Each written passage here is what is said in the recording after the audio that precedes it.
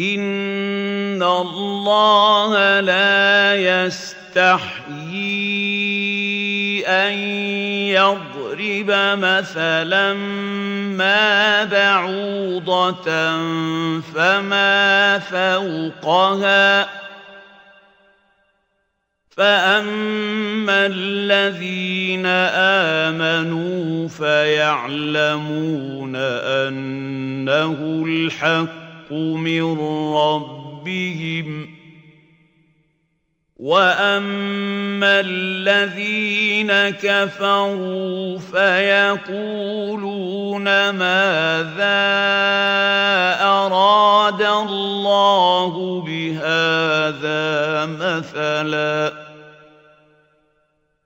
يضل به كثيرا ويهدي به كثيرا وما يضل به إلا الفاسقين.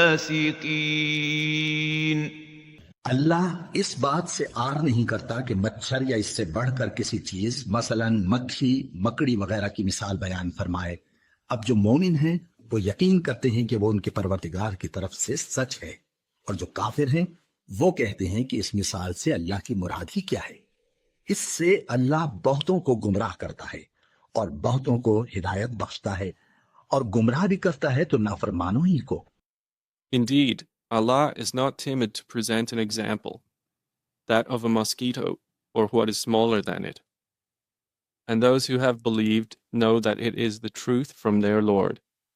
But as for those who disbelieve, they say, what did Allah intend by this as an example? He misleads many thereby, and guides many thereby, and he misleads not except the defiantly disobedient.